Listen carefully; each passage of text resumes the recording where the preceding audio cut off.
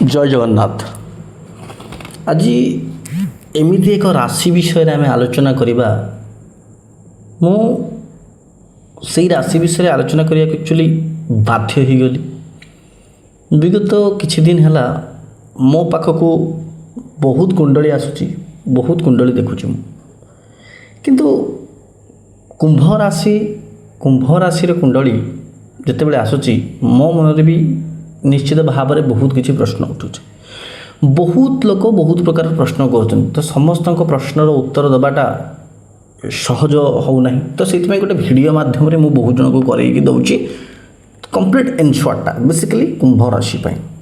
कुंभ राशि जो लोक मैंने प्रायतः मैक्सिमम लोक आप देखिए दुख कष्ट संताप अर्थात तांको मानसिक अवस्था शारीरिक अवस्था आर्थिक अवस्था बहुत प्रॉब्लम रे अछंती। बहुत कुंभ राशि लोक संपर्क रे बहुत प्रॉब्लम तांकर चली एवं बहुत माने एटा जति हम केबा 100 ରୁ 80% कुंभ राशि लोक 80% कुंभ राशि लोक आर्थिक परिस्थिति रे तांकर प्रॉब्लम चली। जदि भी अर्थ रे तांकर इनकम चली लोन हो जाउची कौन पटे ईएमआई रे केवल पैसा चलती कौन पटे अलग अलग माध्यम अर्थ खर्च हो। कुंभ राशि जानतु आपणकर जेहेतु कुंभ राशि आपण निज कथा जानतु आप बहुत टैलेंटेड बहुत संघर्षी राशि धैर्यपूर्ण राशि।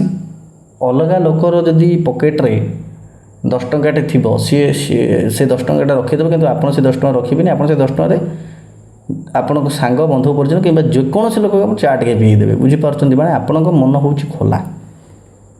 आपण कौन एत कष्ट पाँच यदि कारण कहवा ज्योतिष शास्त्र अनुजाई कहवा आगु प्रथम गोटे कथा मुझे कहीदे आप मनीष हिसाब से बहुत भल। कुंभ राशि लोक मनीष हिसाब से अत्यंत भल हेतु कष्ट पाँच लॉजिकली एटा कथा। आपण अन्यर दुख देखिपारती आपको जब अन्य कहीं जड़े गाड़ी कर राग रखती मन भितर बहुत राग यहाँ करदे से करदे बस मन भितर भावती जिते गोटे गाड़ी देवाक आप चाहिए आप मन मना कर ना मुझे कहीं गाली देवी आपण माने आपण जदि दी जनकर झगड़ा हे कौन लोक साथ कुंभ राशि लोक अन्य क्या सहित झगड़ा हे सी आपड़ जहाँ जब किसी खराब कथा कहे आपड़ पुणी घरे आसी भावे मुझे कहीं खराब कथा कहले तार मन खराब हो भाया लोक। शनिदेव होती आपणकर मूल त्रिकोण राशि।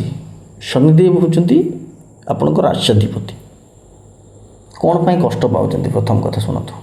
जदि आम कुंडली कथा आलोचना करवा गोचर कुंडली रे एबे कौन है आपणकर लग्न रे राहु अच्छा लॉजिक कथा मुझे सब कहे मुझे लॉजिकली बुझाऊँ। लग्न रे राहु रही आपणकर मस्तिष्क मतिभ्रम हुए।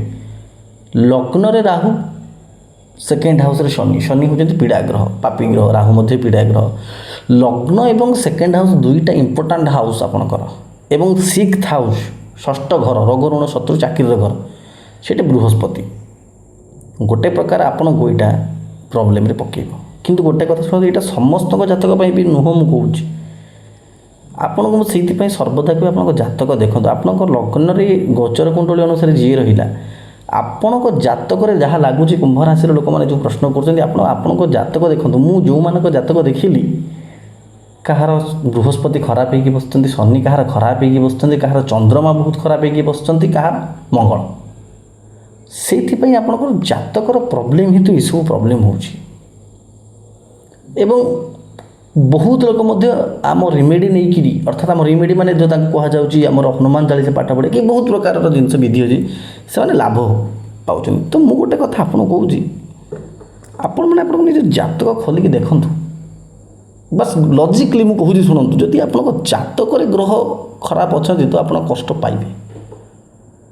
किछि कुंभ राशि लोक ये किछि दिन मध्य कथा होते जो मानकर अत्यंत लाभ होइछि कौन पाई बृहस्पति बहुत उच्चरे थिले। गोटे कुंभ राशि लोक ये 2 दिन तले मुझे देखिली तार चंद्रमा बृहस्पति साथी 9th हाउस रे अछंती एवं सी वर्तमान गोटे बहुत बड़ पदवी पाइला कोलकाता रे सी कहीं दुख पाऊना ଆପଣ ଆପଣଙ୍କର ଜାତକରେ ପ୍ରୋବ୍ଲେମ୍ ଅଛି, ଆପଣ ଆପଣଙ୍କ ଜାତକ ଦ୍ୱାରା ଠିକ୍ କରନ୍ତୁ। ଆଉ ଗୋଟେ କଥା, ଆପଣ ଅଳସୁଆ।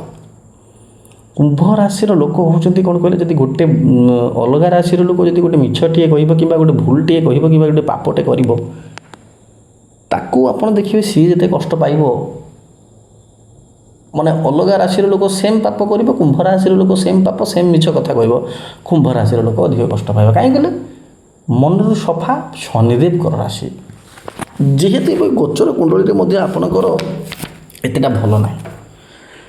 ପଞ୍ଚମରେ ଯେତେବେଳେ ବୃହସ୍ପତି ଥିଲେ କିଛି ମାତ୍ରାରେ ଆପଣଙ୍କର ଭଲ ଥିଲା, କିନ୍ତୁ ଷଷ୍ଠରେ ଆସିଲେ ରୋଗ ଋଣ ଶତ୍ରୁ। କିନ୍ତୁ ଚାକିରି ପାଇଁ ଆପଣଙ୍କର ଏବେ ବି ସମୟ ଅଛି, ଯେଉଁଟା ଗୋଚର କୁଣ୍ଡଳୀ କହୁଛି।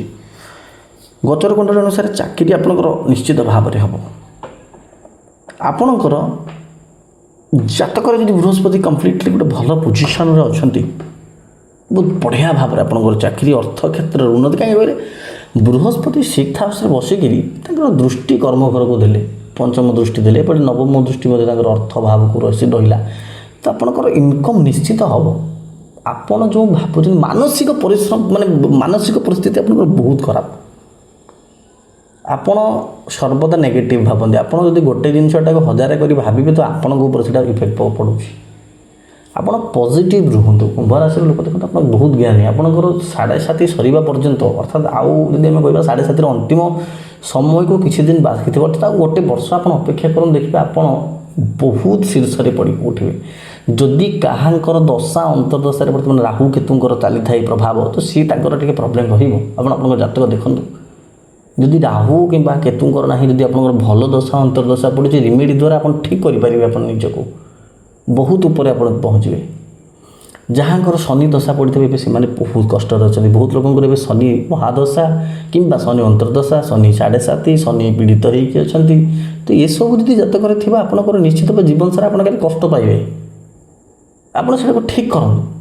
ମୁଁ କହୁଛି ଆପଣ କୌଣସି ଲମ୍ବା ଅର୍ଥ ଖର୍ଚ୍ଚ କରିବା ଦରକାର ନାହିଁ, ବାସ୍ ହନୁମାନ ଚାଳିଶା ପଢ଼ନ୍ତୁ, ମନରେ ମନ ଦେଇକି ସତ୍ କର୍ମ କରନ୍ତୁ। ଆଉ ଯଦି ଜାତକରେ ଆପଣଙ୍କର ଖରାପ ଅଛି, ନିଜେ ଜାତକ ଦେଖନ୍ତୁ। ପ୍ରେଡ଼ିକ୍ସନ୍ ପାଇଁ ଆପଣ ଆମକୁ ବି ମଧ୍ୟ କଲ୍ କରିପାରିବେ। ହଁ, ଆମର ଏବେ ଯେଉଁ ଟାଇମ୍ ଟିକେ ପ୍ରୋବ୍ଲେମ୍ ରହୁଛି, ତ ଆପଣ ଆମକୁ ହ୍ୱାଟ୍ସଅପ୍ କରିଦିଅନ୍ତୁ, ଆପଣଙ୍କର ଡିଟେଲ୍ସ ହ୍ୱାଟ୍ସଅପ୍ କରିଦିଅନ୍ତୁ।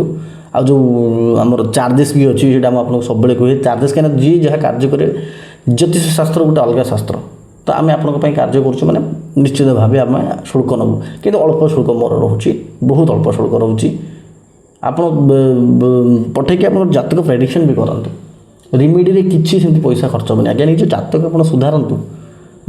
ମୁଁ ବାଧ୍ୟ ହେଇଗଲି ଯେ କୁମ୍ଭ ରାଶିଙ୍କ ପାଇଁ ଏମିତି ଗୋଟେ ଜାତକ ଯେଉଁ ଦେଖୁଛି ବାରମ୍ବାର, ମୋତେ ମୋ ମନ ଖରାପ ଲାଗିଲା, ଏତେ ଲୋକ ଏତେ କଷ୍ଟ ପାଉଛନ୍ତି।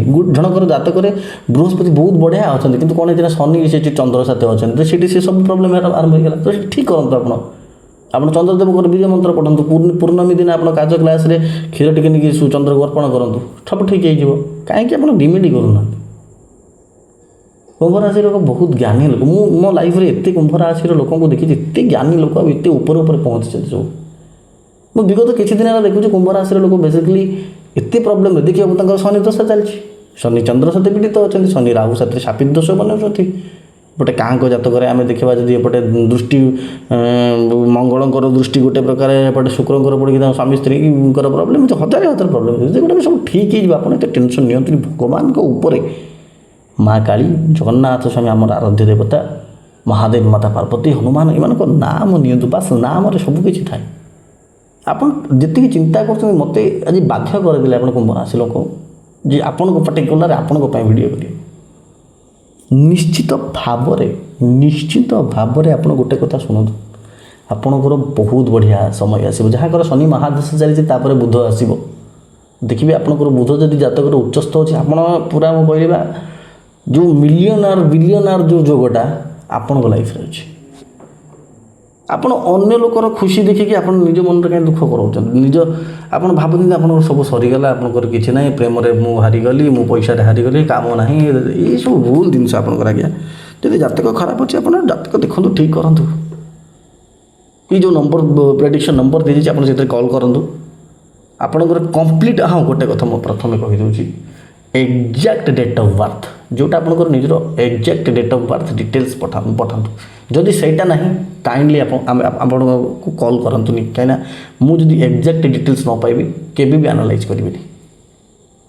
ଆଉ ଶୁଣନ୍ତୁ, ନିଜର ଯେଉଁ ଗୋଟେ ଦୃଢ଼ ଇଚ୍ଛା ଶକ୍ତି ଅଛି ଆପଣଙ୍କର ନା, ସେଇଟା ଆପଣଙ୍କ ଭିତରେ ନିଶ୍ଚିତ ଭାବରେ ଅଛି। କୁମ୍ଭ ରାଶିରେ ଶନିଦେବଙ୍କର ମାନେ ଆପଣଙ୍କ ରାଶି, ଶନିଦେବ ହେଉଛନ୍ତି ଆପଣଙ୍କ ରାଶି ଅଧିପତି। କ'ଣ ପାଇଁ ଡରୁଛନ୍ତି ଆପଣ ଆଜ୍ଞା? ଓಂ ନୀଳାଞ୍ଜନଂ କ୍ଷମାଭାସଂ ରବିପୁତ୍ରಂ ହିମାଗ୍ରଜಂ ଛାୟା ମାର୍ତ୍ତଣ୍ଡ ଭୂତಂ ତଂ ନମାମି ଶନୈଶ୍ୱରମ୍। ଓಂ ପ୍ରାଂ ପ୍ରିଂ ପ୍ରଂ ସହସ୍ର ନିଶ୍ଚରାୟ ନମଃ। ଏହି ମନ୍ତ୍ର ଜପ କରନ୍ତୁ। ତତ୍ ସହିତ ବୃହସ୍ପତି ଗୋଚର 6th ହାଉସ୍କୁ ଆପଣଙ୍କର ଓಂ ଗ୍ରାଂ ଗ୍ରିଂ ଗ୍ରୌଂ ସହ ଗୌରବେ ନମଃ, ଓಂ ବୃହସ୍ପତି ଦେବ ନମଃ।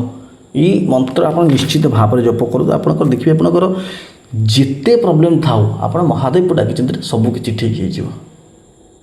ଜୟ ଜଗନ୍ନାଥ।